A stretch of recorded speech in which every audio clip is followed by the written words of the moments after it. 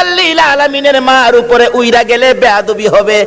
আমিনা বলেন সকল পাখিরা আমার দুই পাশে গুইরা যায়, আমি আমেনাকে সালাম জানাইয়া যায়। কি আশ্চর্য! আমিনা বলেন আচ্ছা কি আমি সন্তানের মা হব, আমার তো এমন কোনো অনুভব হয় না। আমিনা কয় একদিন গভীর রাত্রে নিরিবিলি বসে আমি দেখতেছিলাম পেটে সন্তান আছে কিনা। কয় খালি বলে সন্তানের মা হব, কই আমি তো কোনো অনুভব করি না, বোঝা না, ভারী না, বড় না, ব্যাপারটা কি? একদিন লক্ষ্য করে পেটের দিকে তাকাইয়া দেখি পেটের ভিতর থেকে একটা নূরের জ্যোতি বাহির হইতেছে। আল্লাহু আকবার!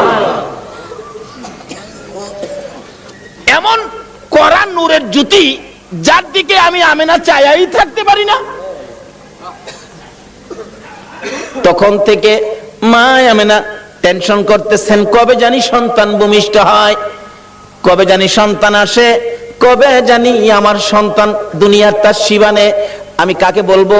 নাই আমার কেউ অসহায়। আমি চোখের পানি ছেড়ে দিলে আব্দুল মুত্তালিব ডেকে ডেকে বলেন, বৌমা আমেনা তুমি কিসের ব্যথায় কান্দো? বাবাকে খবর পাইলাম আমার নাকি সন্তান হবে। ও বাবা, আমার যে কেউ নাই, কে আমার পাশে থাকবে? সঙ্গে সঙ্গে আব্দুল মুত্তালিব নিজের দাসী উম্মে আইমানকে পাঠাইয়া দিলেন, আমেনার সাথে সাথে থাকো। আবু লাহাবের দাসী সুয়াইবাকে ডেকে বললেন, তুমি পাশে পাশে থাকো, আমেনাকে তোমরা সবাই দেখে দেখে রাখবা যাতে কোনো বিপদ না হয়। যেদিন মক্কা নগরী নবীর আগমনে খুশিতে নাচতেছিল, আল্লাহু আকবার, পশু পাখিরা একজনের কানে আরেকজনের খবর দিতেছিল, আজকে বলে রাহমাতাল লিল আলামিন দুনিয়ার জমিনে আসবে। এই খবরে মক্কা নগর, বালুর কণা, এমনকি খানায়ে কাবা পর্যন্ত খুশিতে নাচতেছিল। আল্লাহু আকবার! আব্দুল মুত্তালিব বলেন, আমি ওই দিন সন্ধ্যার সময় খানায়ে কাবার দরজার পাশে বসে বসে কাঁদতেছিলাম, ও খানায়ে কাবার মালিক, আমার বৌমা আমেনা অসহায়, সন্তান হবে, তুমি কিন্তু আমার বৌমাকে সাহায্য করো। এইভাবে কাঁদতে কাঁদতে কাঁদতে কাঁদতে রাত্র যখন 2টা 2:30 বাজে গেছে, হঠাৎ করে দেখি আকাশে বিকট শব্দ হয়েছে। তাকাইয়া দেখি আকাশের দরজা খানি খুলে গেছে, চারদিক এই দরজাখানি সাজানো হয়েছে। আল্লাহু আকবার! সুন্দর করে সাজানো হয়েছে। তার সাথে সাথে দেখি 3 থেকে 4 জন মহিলা ডান হাতে নূরের বাতি লইয়া জান্নাতি সুন্দর শাড়ি পরে পাখির মতো উইরা উইরা আসতেছে। আব্দুল মুত্তালিব বলেন, আমি শুনি তারা আসতেছে আর বলতেছে একজন আরেকজনকে, চলো আমরা আমেনার ঘরে যাই, আজকে রাহমাতাল লিল আলামিন দুনিয়ার জমিনে আসবে, আজকে মুহাম্মাদুর রাসূলুল্লাহ দুনিয়ার জমিনে আসবে। আব্দুল মুত্তালিব বলেন, আমেনা রে, আমার নাতি হবে রে, যার খবর আকাশের মধ্যে পেয়েছি। জোরে জোরে কন্যা সুবহানাল্লাহ। বলুন, আকাশের যে নবীর নামের উচ্চারণ হয়, এই নামটা কি দুনিয়ার কেউ রাখছে? কে রাখছে? আল্লাহ। আরে জোরে কোন কে রাখছে? আল্লাহ। এখানে কত সুন্দর করে নামটা রাখছে। নিজের নাম লা ইলাহা ইল্লাল্লাহ, আর বন্ধুর নামটা দিলেন মুহাম্মাদুর রাসূলুল্লাহ। নিজের নামের মধ্যে আরবি 12টা অক্ষর আছে, আবার বন্ধুর নামের মধ্যেও আরবি 12টা অক্ষর। নিজের নামের 12 অক্ষরে কোনো নক্তা নাই, কোনো ভেজাল নাই, বন্ধুর নামের 12 অক্ষরে কোনো নক্তা নাই, কোনো ভেজাল নাই। আল্লাহ বলেন, আমিও ভেজাল মুক্ত, আমার বন্ধুও ভেজাল মুক্ত। আমি আল্লাহর ওয়াহদানিয়াতের মধ্যে কোনো শরীক নাই, আমার নবীর রিসালাতের মধ্যে কোনো শরীক নাই। আল্লাহু আকবার! কিন্তু এই নবীকে নিয়ে টানা হেসরা করবেন না, এই নবীকে নিয়ে মাসলা ফিট করে নবীর মর্যাদা কমানোর চেষ্টা করবেন না, তাহলে বিশ্ব মুসলমান মার খাবে। যতদিন পর্যন্ত নবীর পক্ষে এসে নবীর শান ও মান না বাড়াবেন, বিশ্বের মুসলমানের মান শান আমার আল্লাহ বাড়াবে না। যাই হোক, তাওরাত, জাবুর, ইনজিল কিতাবে আমার নবী যে আসবে খবর আছে কিনা বলুন তো? কিভাবে আসেন? আসুন, নবীজি আসতেছে আব্দুল্লাহর কপালে, নবীজির নূরে মুহাম্মাদি সাল্লাল্লাহু আলাইহি সাল্লাম আব্দুল্লাহর কপালে। আব্দুল্লাহর বয়স 9। বলুন বয়স কত? 9। আরো জোরে কোন? 9 বয়সের মধ্যেই তো সমস্ত খেলা। আরে 9 মধ্যেই তো জয়। ইসমাইলের বয়স 9, গলায় ছুরি আইছে। এবার আব্দুল্লাহর বয়স 9, গলায় ছুরি আইছে। কিন্তু আব্দুল্লাহও বেঁচে গেল ছুরির থেকে, ইসমাইলও বেঁচে গেল ছুরির থেকে। বলুন তো কার উসিলাই বাঁচছে? সব বিপদ থেকে বাঁচছে আমার নবী নবীর উসিলায়, কিন্তু আমরা যে বাঁচতে পারতেছি না, তাহলে বোঝা গেল আমরা সেই নবীকে চিনতে পারতেছি না। ঠিক। নবীরে চিনছে গো জংলার হরিণী, সুবহানাল্লাহ। মদিনার ঘটনা বলছি। শিকারী দুই পাহাড়ের মাঝখানে সুতার জাল ফিট করছে। জাল, মাছ মারে না জাল দিয়া? না, সুতরাং পানির থেকে তো মাছ মারে জাল দিয়া। শিকারী দুই পাহাড়ের মাঝখানে সুতার জাল ফিট করছে হরিণ ধরার জন্য। সুতার জাল, কিতাবে লিখছে জাল ফিট করছে। গাছ গাছার মধ্যে লাঠি দিয়া বাইরে আইতেছে, দাও ধাক্কা দিতেছে। হরিণ থাকলে দৌড় দিবে নিরিবিলি রাস্তা দিয়ে, এমনি তো সুতার জালে আটকা পড়ে যাবে। এভাবে লাঠি দিয়া বাইরে আইতেছে বাবলা কাটার জংলার মধ্যে। এক হরিণী এই জংলার থেকে জীবন বাঁচানোর জন্য দৌড় দিয়ে সুতার জালের মধ্যে পেঁচ খায়া গেছে। শিকারী দৌড়ায় যাইয়া ভালো করে পেঁচাইয়া বিরাট বড় হরিণ কাঁধে করে আনা যায় না। কিতাব লেখে শেষরাইয়া আনতেছে। হরিণী তার বাসায় কান্দে আর ডাকে, শিকারী রে তোর পায়ে দড়ি রে শিকারী, আমারে ছাইরা দে, আমার ছোট্ট দুইটা বাচ্চা অনাহারে মারা যায়। এতটা কান্দে রে শিকারী, শুনে না। একটা গাছের গোড়ায় নিয়ে এই পেঁচানো হরিণ জাল সহ বাইদা শিকারী একটু দূরে চলে গেলে এই পথ দিয়ে আসতেছে রাহমাতাল লিল আলামিন। সকল প্রাণী দুঃখ আমার নবী বুঝতেন কিনা বলুন? শুধু এটাই শেষ নয়, নবীর জীবনী সাহাবীদেরকে নিয়ে নবী আলোচনায় বসলেন। এমন সময় একটা দোয়েল পাখি দৌড়ায়া এসে নবীর সামনে বসে গেছে। সাহাবীরা কয়, হুজুর দোয়েল পাখি মানুষের কাছে, পাখি তো মানুষ দেখলে পালায়। রাসূল বলেন তার মনে কোনো দুঃখ আছে, তোমরা চুপ থাকো। একটু পরে আরেকটা বাজ পাখি পাশে বসে গেছে। হুজুর একটা বাজ পাখি আইছে, তারও কোনো দুঃখ আছে, তোমরা বসো। রাসূল জিগায়, দোয়েল পাখি কি দুঃখ তোমার? দোয়েল পাখিটা কাতর সুরে বলতেছে, হুজুর এই বাজ পাখিটা আমার সারাদিন যাবত দৌড়াইতেছে, ধরতে পারলে আমার কলিজাটা খুইলা খাবে। আল্লাহর নবী গো, এই বাজ পাখিটা আমারে খাইবার জন্য দৌড়াইতেছে, হুজুর আমার এটা মনে বড় দুঃখ। কয় কি তোমারে খাওয়ার লেগে দৌড়াইতেছে? এই বাজ পাখি তুমি? হুজুর সন্ধ্যার সময় গাছের ডালে বইছি, পেটে খিদা, এই খিদা নিয়ে সারাদিন এটারে দৌড়াইতেছে, হুজুর দরতাল্লা আমি খাই আমার কলিজাটা ঠান্ডা করুম হুজুর। রাসূল দেখে সমস্যা কাউর চেয়ে কাউর কম না। আমার নবী ডাকতেছে, দোয়েল পাখি আয় আয়, তোরে খাইতে চাইতেছে, আয় দিকে আয়। হাতের মধ্যে নিয়ে নবীজি আদর করে বলে দিলেন, যাও যাও তুমি চলে যাও। দোয়েল পাখি চলে গেছে। বাজ পাখি কয় খাইছে, দোয়েল ছেড়ে দিছে আমারে সাইজ করব। নবীজি ডাকে, দোয়েল পাখি তুমি চলে গেছো? বাজ পাখি জি আসো। হুজুর হ্যাঁ ছাইরা দেন, আমি খাইতাম না। জায়গা হুজুর আমি জীবন আর খাইতাম না, আমি ছাইরা দেন। নবী কয়, তোমার পেটে যখন খিদা তুমি আয়ো না, একটা কাইক সামনে দে, আবার দুই কাইক পিছে যাগা। আর এইটা করতেছো কেন বেটা? আস না, সামনে আয় না। আরে বেটা আয়, সামনে আয়। হুজুর মাফ করে দেন, আমি খাইতাম না জায়গা হুজুর। আমার নবী ডাহে, বাজ পাখি তোমার যখন পেটে বড় খিদা, আয় আমার পাশে আয়, আমি নবীর গাল থেকে দুই টুকরা গোশত খাইয়া তোর কলিজা ঠান্ডা করে যা। আয় আমার গাল থেকে গোশত খা। বাজ পাখি নবীর সুন্দর চেহারার দিকে তাকাইয়া দুইটা চোখের পানি জর্জর করে ছেড়ে ছেড়ে কাঁদতেছে আর বলতেছে, হুজুর আর আমার খাইতে হবে না, আপনার সুন্দর বিচার দেখে, আপনার সুন্দর চেহারা দেখে না খাইয়া আমি বাজ পাখির কলিজা ঠান্ডা হইয়া যায়। বলতেছিলাম সকল পশু পাখিরা পর্যন্ত আমার নবীর কাছে শান্তি পাইতো, সমস্যার সমাধান পাইতো, কিন্তু আমরা উম্মত হইয়া নবী দ্বারা সমস্যা সমাধান করতে পারলাম না। বলতেছিলাম হরিণী আমার নবীকে দেখে দুইটা চোখের পানি ছেড়ে ছেড়ে কান্দে। মাবুদ মনের দুঃখ কার কাছে কমুখ? তোমার বন্ধু আইসা গেছে, আমার জবানটা খুলে দাও না, তোমার বন্ধুর সাথে কথা বলি। আমার আল্লাহ বলেন, হরিণী রে আমার বন্ধুর সাথে কথা বলার জন্য জবান চাইছস, যা আমি আল্লাহ খুলে দিলাম। সুবহানাল্লাহ। হরিণের কথা পর্যন্তই আমার আল্লাহ শুনে বন্ধুর পক্ষে যদি যায়, আমরা যদি নবীর পক্ষে থাকি, বলুন আমাদের কথা আল্লাহ শুনবে কিনা? ডাকতেছে, হরিণী আয়, কি দুঃখ তোর? কয় জালের ভিতরে হুজুর আমার দুইটা বাচ্চা হুজুর সবে মাত্র প্রসব করেছি, পেটের খিদায় ঘাস পানি খাইতে আসছি, আমার শিকারি জাল দিয়ে দড়ি ফেলাইছে হুজুর, আমার তো বাচ্চা দুইটা না খায়া মারা যাবে হুজুর, মনে হয় আদা মরা হয়ে গেছে হুজুর, আমার যদি দয়া করে একটু সময়ের জন্য ছেড়ে দিতেন, আমি বাচ্চা দুইটারে দুধ খাওয়াইয়া আমি আবার চলে আসব। হুজুর দিবেন কি? রাসূল বলেন ঠিক আছে।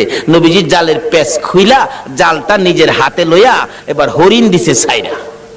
হরিণ তো দৌড়ায় যাইতেছে আর শিকারি এদিক দিয়ে আইসা পড়ছে। আইসা জিগায় আমার হরিণ কই? হরিণ ছাইরা দিছি। আরে কোন কি আমি হরিণ ধরলাম ছাইরা দিলেন আপনি? কবাটা চিন্তা করিস না, হরিণ কিছুক্ষণের মধ্যে ফিরে আইব।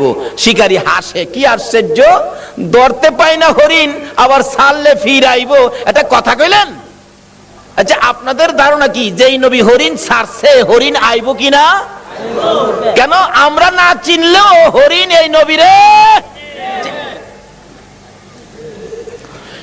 শিকারি আশ্চর্য হই আমার নবীরে দমক দিতেছে। আমার নবী বলেন শিকারীরে দমক দিস না রে, যতক্ষণ পর্যন্ত তোর হরিণ না আসবে আমি নবী এই গাছতলা ছাড়বো না। চিন্তা করিস না। হরিণে দৌড়ে যাইয়া বাচ্চাদের সামনে হাজির, চোখের পানি ছাড়তেছে। বাচ্চারা জিজ্ঞেস করে মা এইভাবে কান্দো কেন গো মা? হরিণ কোনো কথাই কয় না, খালি কান্দে। বাচ্চারা বলেন মা কেন কান্দো? অবশেষে হরিণ বলতেছে বাচ্চারা রে শিকারীর হাতে বন্দী হয়ে গেছি রে বাচ্চারা, দুধ খাইবিনি খা, আমারে মা বলে ডাক দিবিনি ঢাক, জীবনের স্বাদ মিঠাইয়া দে মা কইয়া ডাক দিয়া দে, মারে জীবনের শেষ দেখা দেখা দে রে, দেরি করিস না, রাহমাতাল লিল আলামিনের হাতে রশি লাগাইছি তোদেরকে এক নজর দেখার জন্য, একটা টান দুধ খাওয়ানোর জন্য রাহমাতাল লিল আলামিনের হাতে রশি লাগাইছি, দেরি করিস না, দুধ খাইবি নি খা রে সন্তানেরা, মা কইয়া ডাকবি নি রে ডাক, আর জীবনে দেখা হবে না। বাচ্চা দুইটা একটার সাথে আরেকটা কি যেন কথা বলতেছেন, এ কথাই একজন আরেকজনকে বলে ও শোনো, এক ভাই আরেক ভাইকে বলতেছেন হরিণের বাচ্চারা, মা বলে আমার নবীর হাতে রশি লাগাইছে, এই বেয়াদবি মা করেছে, জীবন দিব রে মার দুধ খাইবো না। আল্লাহু আকবার। বাচ্চা হরিণ হইয়া নবী চিনে, উম্মত হইয়া নবী চিনলাম না। নবীর যারা চিনেছে, নবীর পক্ষে যারা গিয়েছে, বলুন তাদের সমস্যা আছে না দূর হইয়া গেছে? দূর হয়েছে। কিভাবে দূর হয়েছে বাস্তবে আসুন। ছোট্ট ছোট্ট বাচ্চা সবে মাত্র দুনিয়ায় আসছে, একজন আরেকজনের কানে কানে কয় যে মা নবীর হাতে রশি লাগাইছে, এ মার দুধ আমরা খাইতাম না। দুইজন অভিমান করে বসে আছে, মার কাছে আসে না, কথাও কয় না। মা বারবার ডাকে সন্তানেরা রে আয় দুধ খায়া দে, চোখের পানি ছাড়ে আর ডাকে। বাচ্চারা বসে জবাব দেয় মা ইয়া তো হারামি মা, তুমি এত নিষ্ঠুর মা, তুমি আমাদেরকে দুধ খাওয়ানোর জন্য আমার নবীর হাতে বুঝে রশি লাগাইছো, তোমার মতো বেয়াদব মার দুধ আমরা খাইতাম না। মা যতক্ষণ পর্যন্ত নবীর কাছ থেকে বেয়াদবির ক্ষমা না আনবা ততক্ষণ পর্যন্ত আমরা তোমার দুধ খাইতাম না। কারণ তারা চিনে গো এই নবী না হইলে আমরা হইতাম না, কিন্তু আমরা উম্মত হইয়া নবী চিনলাম না। দয়ার নবী মায়ার নবী দাঁড়িয়ে আছে, শিকারী ধমক দিতেছে তাড়াতাড়ি আমার হরিণ আইনা দেন। এমনি সময় বাচ্চা দুইটা বলে মা চলো না আমরাও নবীর কাছে যাব, তোমার বেয়াদবির ক্ষমা আনবো। বাচ্চা দুইটার সঙ্গে করে হরিণ নিয়ে আসতেছে, কাছাকাছি আসার পর নবীর ধমক দিতেছে। হরিণ দূর থেকে ডাক মারছে, আরে শিকারী তোর পায়ে ধরে আমার নবীরে ধমক দিস না রে, আমার নবীর ধমক আমি সইতে পারি না রে। আল্লাহু আকবার। আমার নবীর কষ্ট হরিণ হইয়া সইতে পারে না, আমরা উম্মত হইয়া কেমনে সইলাম গো। হরিণ ডাকতেছে শিকারী রে দমক দিস না রে, আমার নবীরে দমক দিস না, পিছনে চাইয়া দেখ আমি আইসা গেছি। শিকারী পিছনে চাইয়া দেখে হরিণ গিয়েছিল একটা, অহন দুইটা বাচ্চা ও সাথে মোট তিনটা দেখা যায়। হরিণ দেখে আর কিছু কয় না। বাচ্চা হরিণ দুইটা যখন নবীর সুন্দর চেহারা দেখা যায়, মায়ের আগে আগে বাচ্চা দুইটা যাইয়া আমার নবীর দুইটা পাও মুবারকে পড়ে গেছে। হুজুর হুজুর গো আমার মা বেয়াদবি করেছে হুজুর, আমরা দুইটা বাচ্চা আপনার পায়ে ধরি, আমার মার বেয়াদবির ক্ষমা দেন। যতক্ষণ পর্যন্ত আমার মার বেয়াদবির ক্ষমা না দিবেন গো আমরা জীবন যাবে এ মায়ের দুধ আমরা খাবো না। আমার নবী ডাকে শিকারী রে বল এবার হরিণ কোনটা নিবি, বড় হরিণটা নিবি না বাচ্চা দুইটা নিবি? না, যেই নবী হরিণ ছাড়লে হরিণ আসে সেই নবীর নিবি। শিকারী একবার নবীর দিকে চায়, আবার হরিণের দিকে চায়, আবার বাচ্চাদের কাণ্ড কারখানা দেখে শিকারী একটা চিৎকার মাইরা ডাক মারছে, হুজুর আর আমার হরিণের দরকার নাই গো, যেই নবী হরিণ একটা ছাড়লে তিনটা ফিরে আসে গো, আমার সেই নবীর দরকার। হরিণ ছেড়ে দিলাম, আপনি নবীর হাত ধরে কালিমা লইয়া মুসলমান হইলাম। আজকে পশু পাখিরা পর্যন্ত আমাদের নবীকে দিয়ে বিপদ থেকে উদ্ধার হয়, কিন্তু আমরা পারতেছি না। বোঝা গেল আমরা নবীকে ভালোবাসতে শিখি নাই, আমরা এখনো নবীর পক্ষে যাইতে শিখি নাই। কিভাবে যাবেন আসুন আগে বাড়ি। আপনাদের কষ্ট হইতেছে ভাই সাহেব? নবীর জন্য কষ্ট করতে মন চায় না? কেন কষ্ট করবেন না? আমার নবী যেদিন এই দেশ থেকে বিদায় হয়ে যাবে, আমার আল্লাহ জিবরাইলকে দিয়ে প্রস্তাব পাঠাইছিলেন, ও জিবরাইল আমার বন্ধুর কানে খবর দাও, আমার বন্ধু এই দেশের মাটিতে থাকতে পারবে না, আমার বন্ধু এই রক্ত মাখা জমিনের মধ্যে রাখবো না, আমার বন্ধুর দেহ আমার আরশের ডাইন পাশে দাফন করব। জিবরাইল খবর নিয়ে ডাকতেছেন, হুজুর আল্লাহর সালাম গ্রহণ করুন। আমি জিবরাইলের সালাম গ্রহণ করুন। আল্লাহর নবী গো আপনার দেহ মোবারক আল্লাহর আরশের ডাইন পাশে দাফন হবে, আপনি খুশির সহিত কবুল করুন। আমার নবী কোনো কথা কয় না, দুইটা চোখের পানি জর্জর করে ছাড়তেছে। জিবরাইল বলেন, ইয়া রাসূলুল্লাহ এত সুন্দর প্রস্তাব নিয়ে আসলাম, কোনো কথা কন না, খালি কাঁদেন কেন জানতে চায়। আমার নবী বলেন, জিবরাইল রে তোমার জন্য খুশির খবর হতে পারে, আমি খুশি হতে পারলাম না। কেন পারলেন না? রে জিবরাইল আমার দাফন আল্লাহর আরশের ডান পাশে হবে, আমি জানতে চাই আমার গুনাহগার উম্মতের দাফন কই হবে রে? জিবরাইল বলেন, আপনার উম্মতের দাফন এই জমিনের মধ্যে হবে। আমার নবীর কান্না আরো বেড়ে গেছে। জিবরাইল না না সইতে পারি না, আমি আরশে থাকবো আর আমার উম্মতেরা এই জমিনে থাকবে, আমার মন মানে না, প্রস্তাব আমি রাখবো না। আমার পক্ষ থেকে একটা প্রস্তাব আমার প্রভুর দরবারে তুলে ধরো। জিবরাইল রে আমার গুনাহগার এতিম উম্মতেরা যেই জমিনে থাকবে, আমি নবী আরশে যাব না রে, আমি আমার গুনাহগার উম্মতের পাশে সেই জমিনের মধ্যে শুয়ে থাকবো। আরে দয়ালো নবী প্রেমের ছবি আর আসবে না জগতে, আমার দয়ালো নবী প্রেমের ছবি আর আসবে না। হাসর দিনে উম্মত বিনে, হাসর দিনে উম্মত বিনে যাবে না নবীজি বেহেশতে, দয়ালো নবী প্রেমের ছবি আর আসবে না জগতে, আমার দয়ালো নবী প্রেমের ছবি আর আসবে না। 63 সাল জিন্দেগি কাটছে বলে উম্মতি, 63 সাল জিন্দেগি কাটছে বলে এখনো কান্দে শুয়ে মদিনাতে নবী, এখনো কান্দে শুয়ে মদিনাতে, দয়ালো নবী প্রেমের ছবি আর আসবে না জগতে, আমার দয়ালো নবী প্রেমের ছবি আর আসবে না। বাবারা ভাইরা, এই নবীকে চিরানোর জন্য আল্লাহ যে কত কিসিমের সিস্টেম করেছে দেখছেন।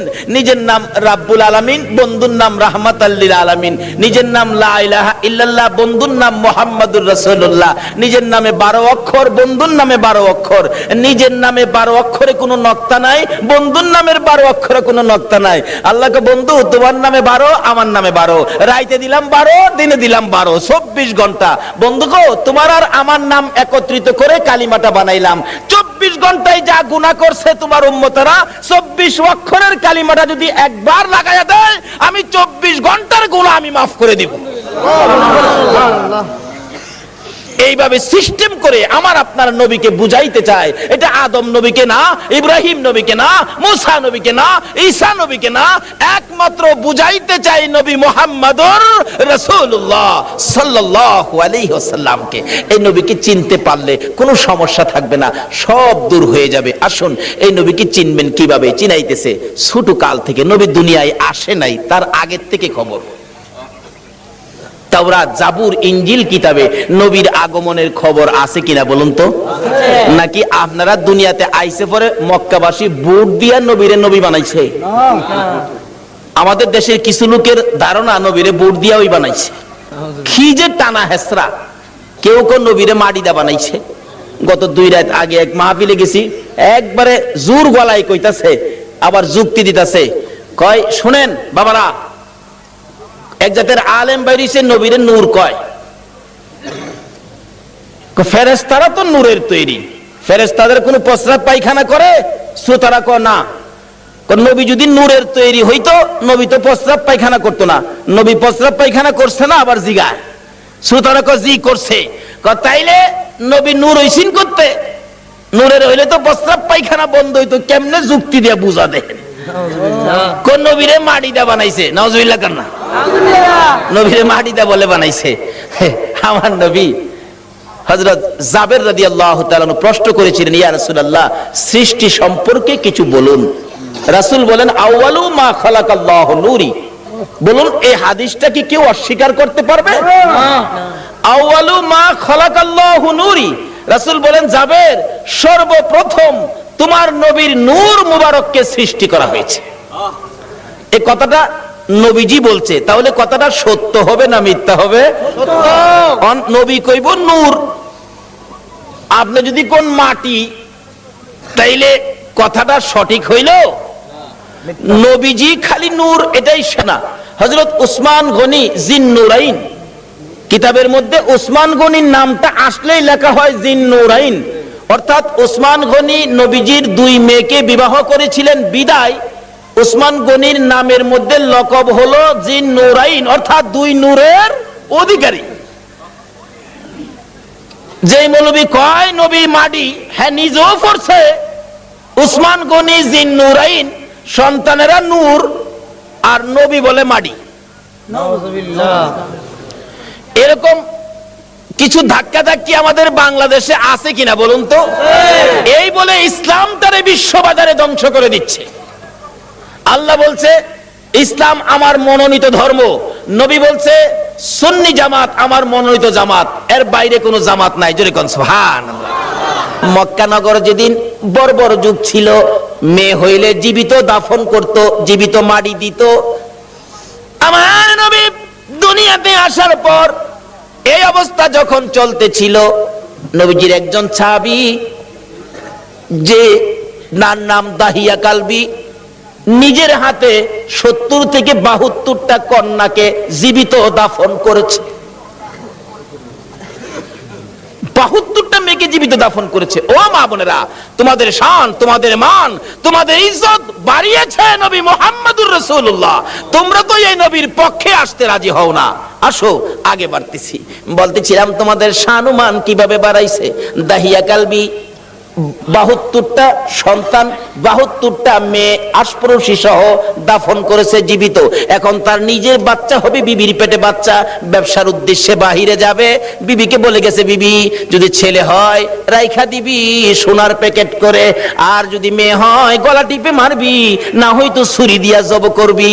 চলে গেছে, আল্লাহর কুদরত মেয়ে হয়েছে। মেয়েটা এত সুন্দর, একবারে বাপের চেহারা, সেই জন্য দরদি মা মেয়েটার নাম রাখছে জামিলা। জামিলা শব্দের অর্থই হলো সুন্দর। 1 বছর, 2 বছর, 3 বছর, 4 বছর বয়স হয়ে গেছে। দাহিয়া কালবি বাড়িতে আসছে। আসার পরে বলতেছে, মা তোমার আব্বু, যাও যাও তাড়াতাড়ি যাও। আব্বুর গলায় ধরছে, আব্বু আব্বু কোত্থেকে আইছো, আমার জন্য কি আনছো, মজা আনছো নি আব্বু? দাহিয়া কালবি জিগায়, বিবি কার?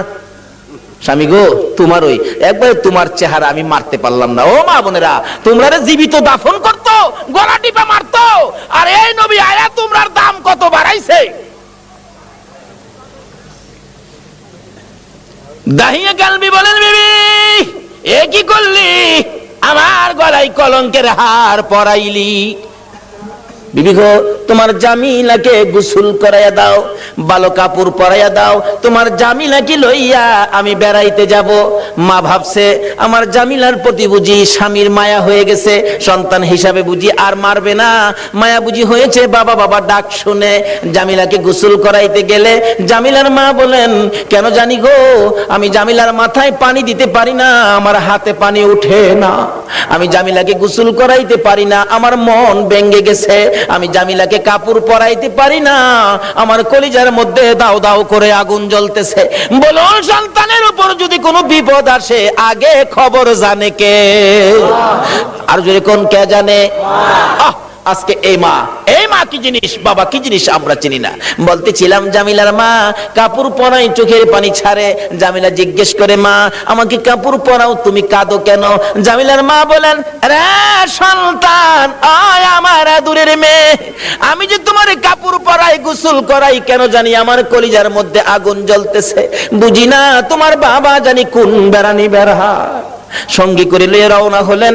মা পিছন থেকে ডাকতেছে, জামিলা রে, আমি মার বুক খালি করে যাইস না রে জামিলা, যতক্ষণ পর্যন্ত বাড়িতে ফিরে না আসবি আমি মা রাস্তাটার মধ্যে দাঁড়াইয়া থাকবো। দুঃখিনী মা রাস্তায় দাঁড়িয়ে আছে। ও মা বোনেরা, তোমরা কেন এই নবীরে চিনো না? দাঁড়িয়ে আছে। একটু পর একটু সময় পার হয়ে যায়। জামিলাকে নিয়ে এক পাহাড়ের চিপায় চলে গেছে। দাহিয়া কালবি পাহাড়ের চিপায় যাইয়া জামিলাকে দাঁড় করাইয়া গর্ত করতেছে। গর্ত করতে করতে এই পরিমাণ গর্ত হয়ে যাওয়ার পর জামিলা জিগাই, বাবা গো, এত কষ্ট করে গর্ত করতেছো কেন? তুমি না বেড়াইতে যাইবা? বাবা চলো না আমরা বেড়াইতে যাই। এই কথা বলতে দেরি নিষ্ঠুর পাষাণ দাহিয়া কালবি জামিলাকে ঘাড় ধরে গর্তের ভিতরে ফেলাইয়া বুকের উপর পাড়া দিয়া দাঁড়াইয়া বড় বড় পাথরগুলো বুকে মারতেছে। জামিলা এমন একটা চিৎকার মারে আল্লাহর আরশ পর্যন্ত কেঁপে ওঠে। আল্লাহু আকবার। জামিলা ডাকতেছে, বাবু কোন অপরাধে গো আমার বাবা আমারে মারে? বাবা আমারে মাইরো না, আমি মেয়ে হইয়া জন্মের পরে যদি তোমার কলঙ্ক হয়, বাবা গো আমারে মাইরো না, আমারে ছেড়ে দাও। আমি জামিলা এমন একটা দেশে চলে যাব যেখানের মানুষ দাহিয়া কালবি চিনে না। নিষ্ঠুর পাষাণ পিতা মানলো না, বুকের উপর পাড়া দিয়ে পাথরগুলি দিচ্ছে। একটু পরে পরে মেয়েটা ডাকে, বাবা গো আমারে মাইরো না। শেষ নিঃশ্বাসটা যখন বাহির হয়ে যায়, বালু দিলেন, পাথর দিলেন, পাথর ফাইটা বালু ফাইটা শব্দটা বাহির হয়, বাবা গো আমারে মাইরো না। শেষ নিঃশ্বাস ত্যাগ করে বিদায় হয়ে গেলে দাহিয়া কালবি বলেন, আমি যত দূর যাই আমার কানের মধ্যে আওয়াজ আসে, সন্তান আমারে ডাকতেছে, বাবা গো আমারে মাইরো না। মনটা মানতেছে না, কি করলাম, এত সুন্দর করে আমারে বাবা কইয়া ডাকতো। দৌড়া বিবির কাছে গিয়ে কাঁদতেছে, বিবি গো, ও বিবি আমার জামিলা কই গো বিবি? বিবি কান্দে, স্বামী আমার কলিজাটা কেন জানি ধাউ ধাউ করে আগুন জ্বলতেছে। বিবি গো, আমি তো তোর জামিলারে জীবিত দাফন করে আসছি।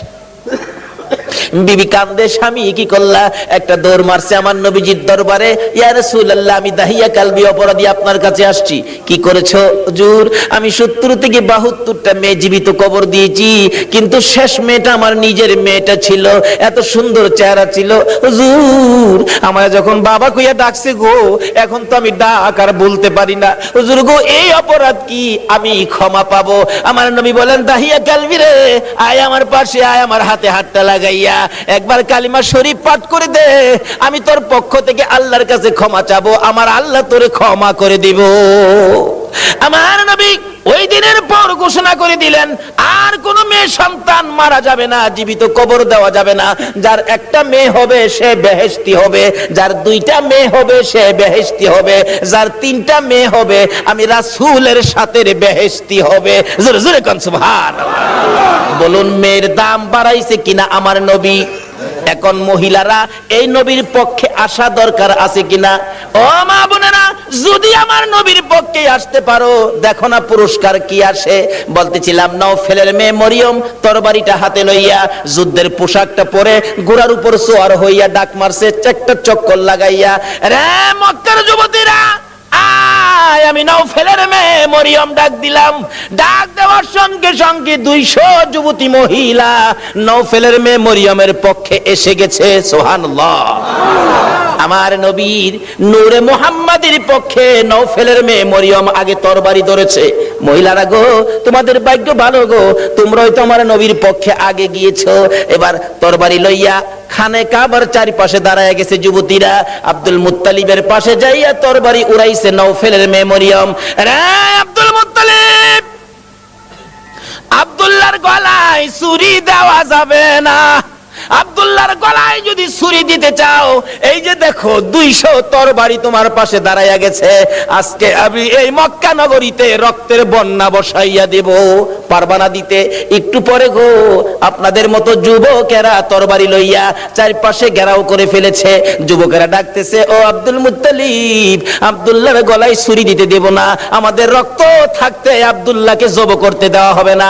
ব্যবসায়ীরা দোকানপাট বন্ধ করে খানে কাবার চারপাশে ঘেরাও করে ডাকতেছে, রে আব্দুল মুত্তালিব, আব্দুল্লাহকে জব করা যাবে না রে।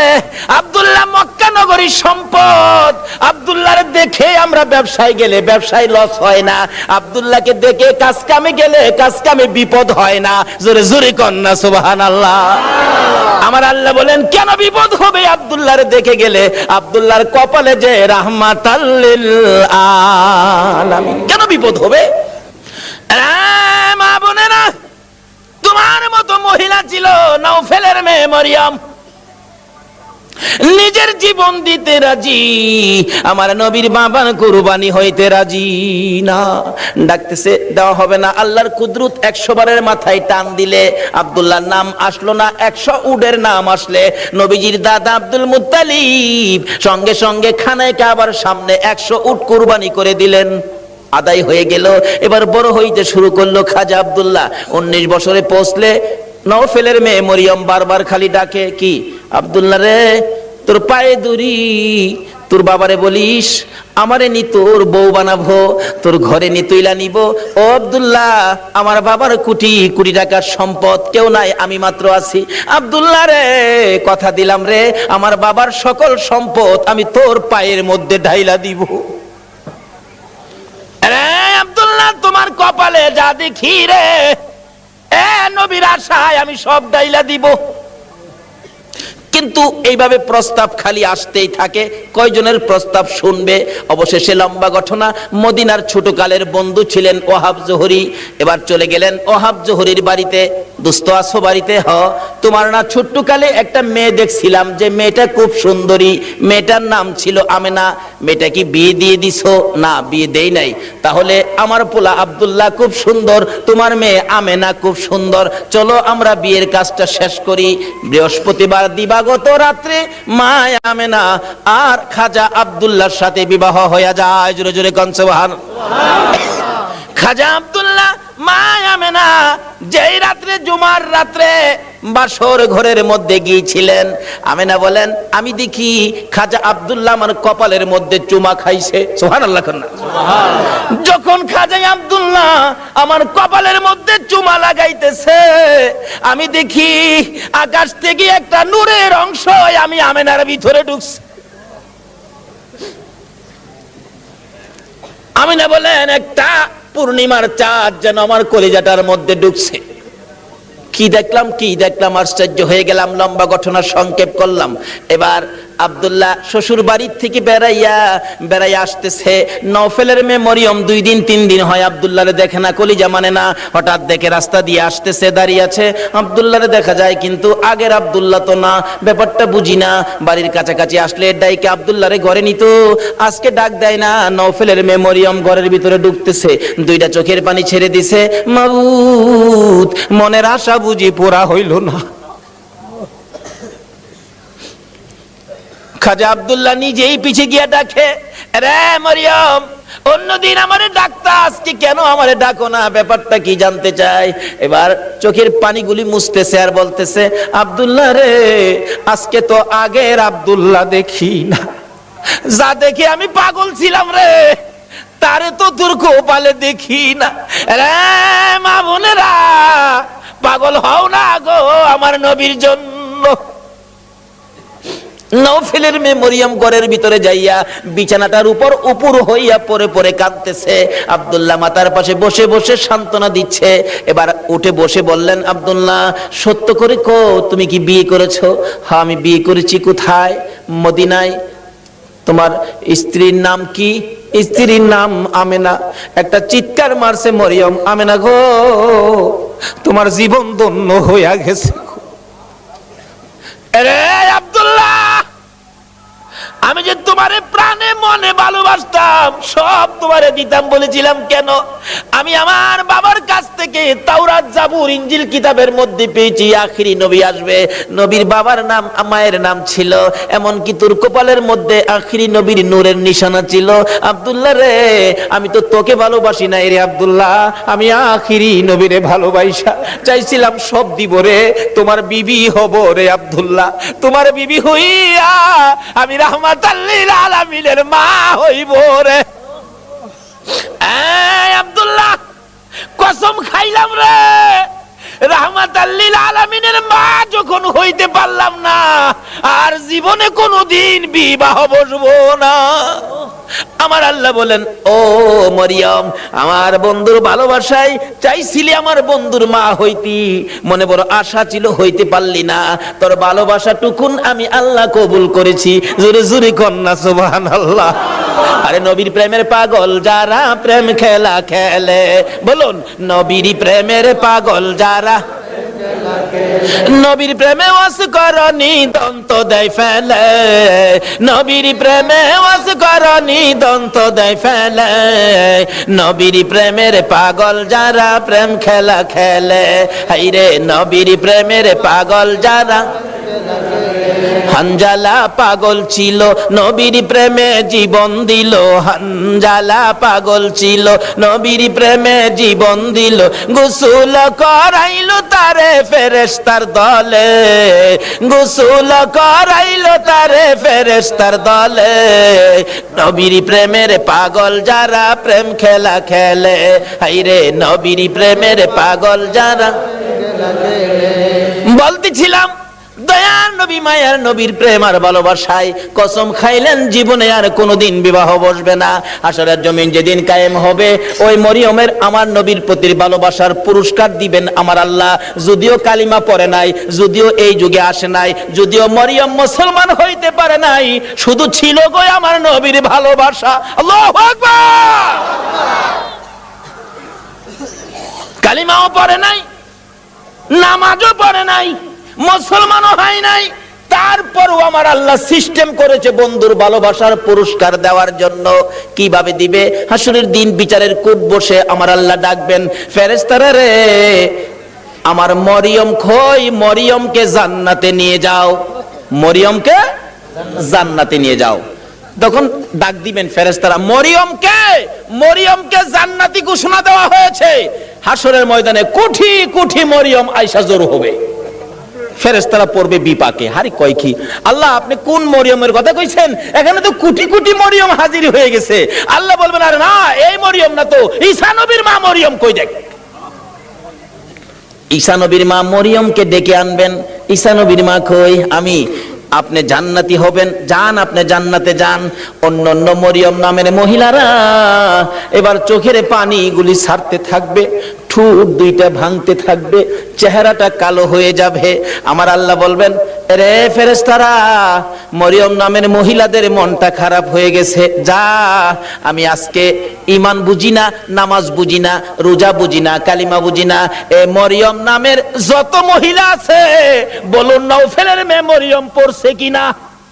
পড়ছে, পড়ছে। রে ফেরেশতারা মরিয়ম নামের যত মহিলা এই ময়দানে আছে রে, আমি সবাইকে আজকে মাফ করে দিলাম। নবীর ভালোবাসায় ওই মরিয়মকে ভিতরে ঢুকানোর জন্য আমার আল্লাহ সাধারণ ক্ষমার ঘোষণা দিয়ে দিছে। আল্লাহু আকবার। ভালোবাসার পুরস্কার কত, আসুন আরো সামনে বাড়ি। কষ্ট হইতাছে আপনাদের? নবীর জন্য কষ্ট করবেন না, কষ্টটা কার জন্য করবেন? আল্লাহু আকবার। আসুন না আগে বাড়ি। ছিলাম এই নবীর ভালোবাসায়, যারা বসে আছো গো পুরস্কারের বাজেট আমার আল্লাহ করতেছে, আর একটু অপেক্ষা করুন, বাজেট ঘোষণা হয়ে যাবে। সুবহানাল্লাহ। কিভাবে ঘোষণা হবে এই তো সামনে আসতেছে। আল্লাহ সিস্টেম করেছেন, আমি রাব্বুল আলামিন, আমার বন্ধু রাহমাতাল লিল আলামিন, আমি লা ইলাহা ইল্লাল্লাহ, আমার বন্ধু মুহাম্মাদুর রাসূলুল্লাহ, আমার নামে 12 অক্ষর, আমার বন্ধুর নামে 12 অক্ষর, আমার নামে নক্তা নাই, বন্ধুর নামে নক্তা নাই, আমার নামে 24 ঘন্টার মধ্যে 12 ঘন্টা, আমার বন্ধুর নামে 12 ঘন্টা। আমার আল্লাহ কিভাবে মিলাই, জোরে জোরে কোন সুবহানাল্লাহ। নিজের নামে শেষেও রাব্বুল আলামিন, বন্ধুর নামে শেষেও রাহমাতাল লিল আলামিন। দেখছেন না দুনিয়াতে সিস্টেম করে, নামে নামে মিল থাকলে কি কয়, কি কয়? মিতা। মিতা কয় না, মিতা কয়, দুস্থ কয়, বন্ধু কয়। নামের মিল থাকলে আল্লাহ তখন খুশি হয়। কি রে এই মিতা পাইলে কই? আরে আমি তো আমার বন্ধুর সাথে নামের মিল করে বন্ধুত্ব করেছি, তোরা কি হে বন্ধুত্ব করছস? জোরে কর না সুবহানাল্লাহ। নামাজ পড়বেন, আসুন, নামাজ কবুল হবে না নবী যদি না থাকে। রোজা রাখবেন, রোজা হবে না নবী যদি না থাকে। হজ করবেন, হজ হবে না নবী যদি না থাকে। আসুন আগে বাড়ি, আমার নবী আসতেছে। আল্লাহু আকবার কান। মা আমেনা বলেন, যেদিন রাহমাতাল লিল আলামিন আমার পেটে তার শিব নিছে, ওই দিন থেকে রাতের বেলায় আমি আমেনা যখন ঘুমের ঘরে ঘুমাইতে যাই, আমারে কে যেন আয়েশা খবর দেয়, আমেনা গো সাবধানে থাইকো, তুমি সাধারণ কোনো মহিলা নয়, তুমি রাহমাতাল লিল আলামিনের মা। লম্বা ঘটনা সংক্ষেপ করলাম। আমিনা বলেন, যেদিন রাহমাতাল লিল আলামিন দুনিয়ার জমিনে আগমন করবে, আমার আল্লাহ বলেন, দুনিয়ার মানুষ রে, আমার বন্ধু যদি না হইতো কিছুই হইতো না। লাউলা কালামা খালাকতুল আফলাক, সব বানাইলাম বন্ধুর জন্য। বলুন কার জন্য বানাইলো? আমার আল্লাহ বলেন, আমার বন্ধু বিশেষ মেহমান। সুবহানাল্লাহ কান্না। আমার বন্ধু বিশেষ মেহমান। বন্ধু যাওয়ার আগে আদম নবী পাঠাইলাম, যাও ক্লিয়ার করো। শীষ নবী পাঠাইলাম, ক্লিয়ার করো। মুসা নবী পাঠাইলাম, পরিষ্কার করো। ইব্রাহিম নবী পাঠাইলাম, সুন্দর করে সাজাও। সমস্ত পৃথিবীকে প্যান্ডেল বানাও। সমস্ত পৃথিবী হলো নবীর আগমনের প্যান্ডেল। আল্লাহু আকবার কান্না। সমস্ত পৃথিবী নবীর আগমনের প্যান্ডেল। নবী যদি না হইতো পৃথিবী হইতো না। বলুন এই মাহফিল যদি না হইতো প্যান্ডেল কি হইতো? না। প্যান্ডেলের কারণ মাহফিল। আমার আল্লাহ বলেন, পৃথিবীর কারণ আমার বন্ধু। সমস্ত পৃথিবী প্যান্ডেল বানাইলাম, আমার নবী বিশেষ বন্ধু আসবে। এমন কি মক্কা নগর স্টেজ বানাইলাম। মক্কা নগর কি? আর জোরে কোন? মক্কা নগর স্টেজটা মক্কা নগরী বানাইলো কেন? মক্কাতে মানুষের কষ্ট, যেহেতু আল্লাহর সৃষ্টি কিছুই নাই। আমার আল্লাহ কয়, মক্কা নগরী পাথরের দেশ, মানুষের খাবারের কোনো জিনিস নাই, এই জায়গাটার মধ্যে আমার নবীরে পাঠায়। জোরে কর না সুবহানাল্লাহ।